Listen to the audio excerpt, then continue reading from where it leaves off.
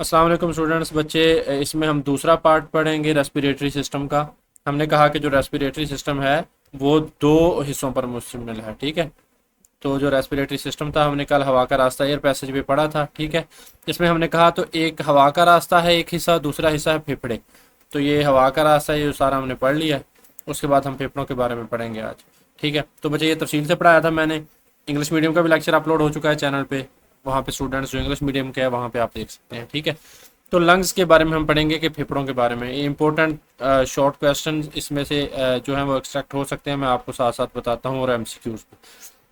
अच्छा, सीने यानी कि थोरेक्स के खला में फेफड़ों का एक जोड़ा होता है। देखें बच्चे, ये जो थोरेक्स कैविटी बोलते हैं, जो सीने वाली कैविटी है ना, ठीक है ना, मुख्तलिफ कैविटीज़ हैं। जैसे मुंह वाली कैविटी है, बक्कल कैविटी है, औरल कैविटी है, और उसके बाद ये जो सीने वाली कैविटी है इसको हम थोरेक्स कैविटी बोलते हैं। ठीक है, तो थोरेक्स के खला में फेफड़ों का एक जोड़ा होता है।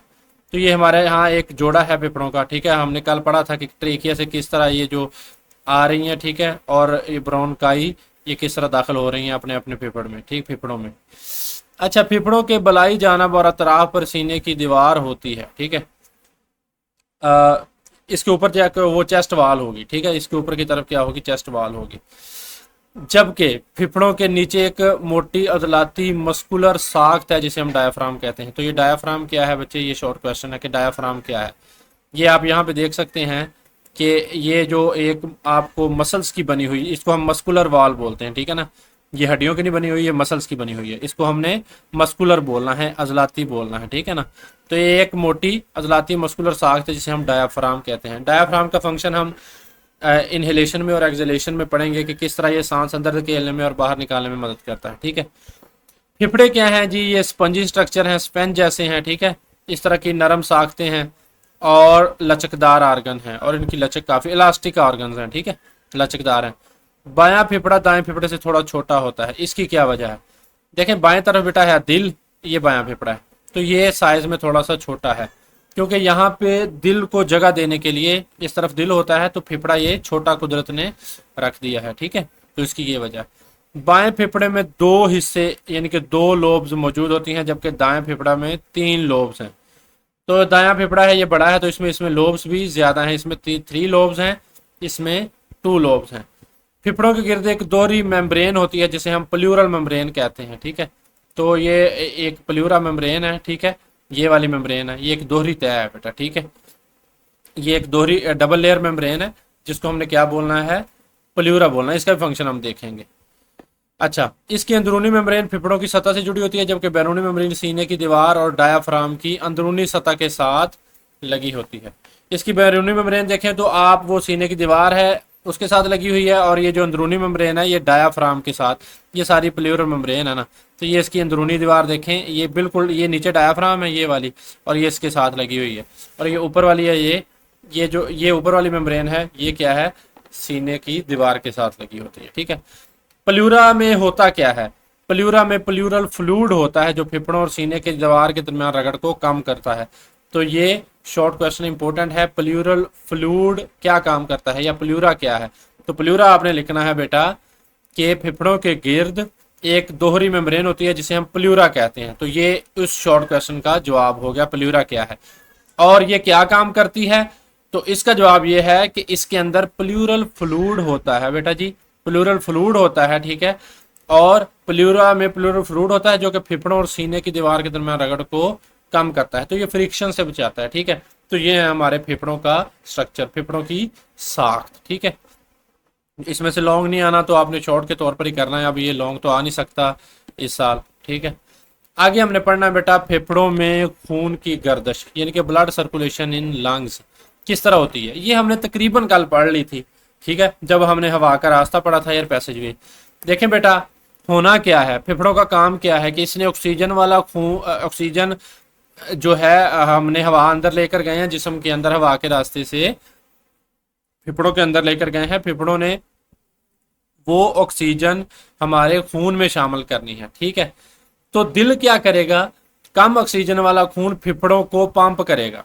ठीक है ना, अब देखें एक आर्टरी आएगी, वो डीऑक्सीजनेटेड ब्लड लेकर आएगी इसके अंदर, फेफड़ों के अंदर। ठीक है ना, ये एल्व्यूलस है, हमने एल्व्यूलाई की साख्त पढ़ी थी ना कि ये थैलानुमा साख्त हैं। यहाँ पे आप देख सकते हैं, ये यहाँ पे मैंने कल पढ़ाया था आपको, ठीक है, कि ये एल्व्यूलाई हैं। तो इसके अंदर हमने पढ़ा था आर्ट्रियूल है, वेन्यूल है, कैपिलरीज हैं। आज हम पढ़ते हैं कि यहाँ पे गैसों का तबादला होता कहाँ है।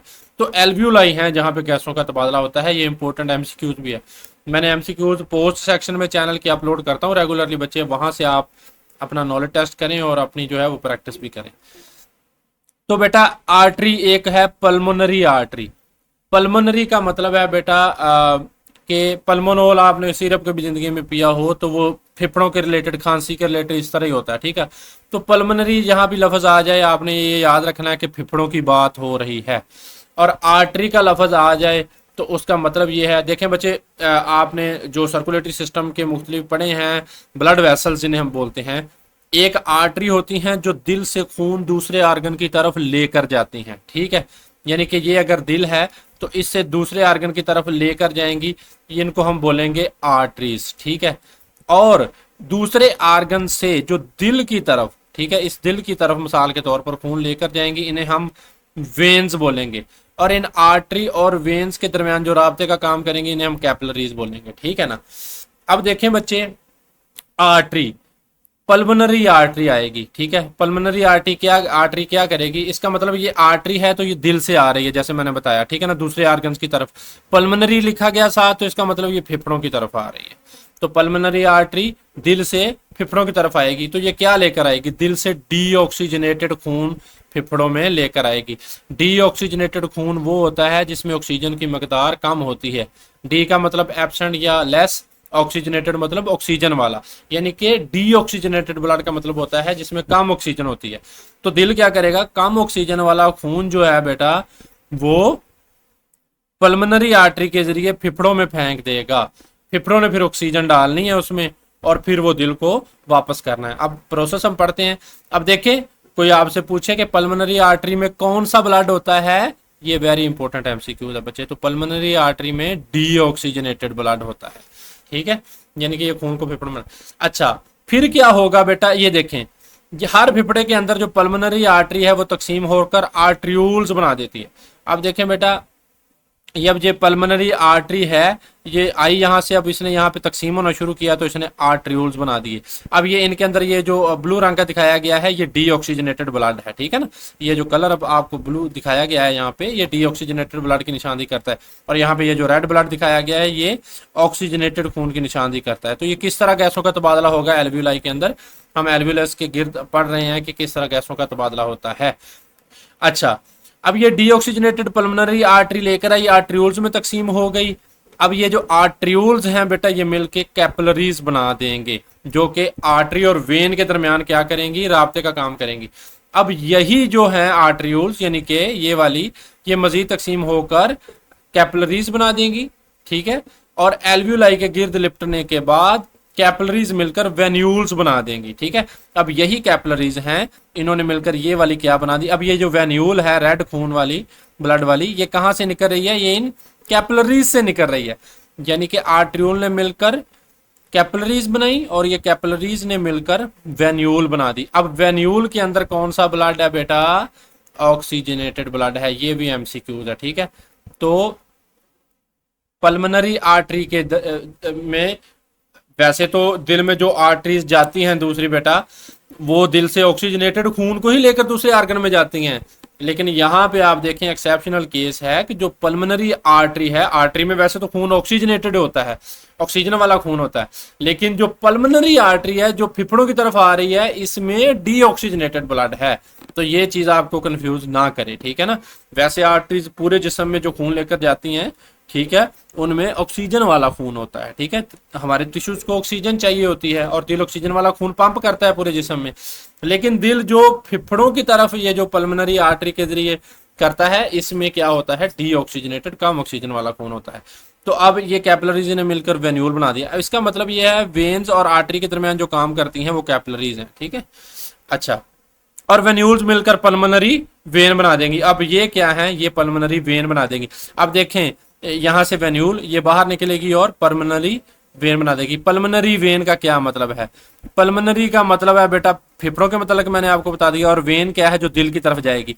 अब ये पल्मोनरी वेन है, ये दिल की तरफ जाएगी, तो ये ऑक्सीजनेटेड ब्लड दिल की तरफ लेकर जाएगी, और दिल पंप करके एक ही वक्त में पूरे जिस्म में इस खून को, ऑक्सीजन वाले को, आर्टरीज के जरिए फैला देगा। आर्टरीज के जरिए जिस्म के तमाम टिश्यूज को वो खून दे देगा। अब आप देखें आर्टरीज, अब जो दिल से निकलकर दूसरे ऑर्गन्स में जाएंगी आर्टरीज, उसमें बेटा जी ऑक्सीजनेटेड ब्लड ही होगा। लेकिन जो पल्मोनरी आर्टरी है इसमें क्या है? डीऑक्सीजनेटेड ब्लड है। ठीक है ना, इसने फेफड़ों से ऑक्सीजन लेनी है और बाद में ये ऑक्सीजन वाला होके दिल की तरफ जाना है। ठीक है, तो ये है फेफड़ों में खून की गर्दिश, यानी कि डीऑक्सीजनेटेड ब्लड पल्मोनरी आर्टरी के जरिए आएगा, वो आर्टरी आर्ट्रियोल्स में तकसीम होगी, आर्ट्रियोल्स कैपिलरीज में तकसीम होंगे, कैपिलरीज दोबारा वेन्यूल में तकसीम होकर दोबारा पल्मोनरी वेन बना देंगी, और ऑक्सीजन वाला खून जो है यहाँ पे ये दोबारा दिल की तरफ चला जाएगा और दिल सारे खून को पंप कर देगा। ठीक है, तो ये है बेटा हमारा फेफड़ों का स्ट्रक्चर। ठीक है, आगे हम पढ़ेंगे कि किस तरह ये जो है तनफुस का अमल किस तरह होता है, ब्रीथिंग किस तरह होती है, इसको हम अगले लेक्चर में देख लेते हैं। चलें बच्चे, बहुत शुक्रिया।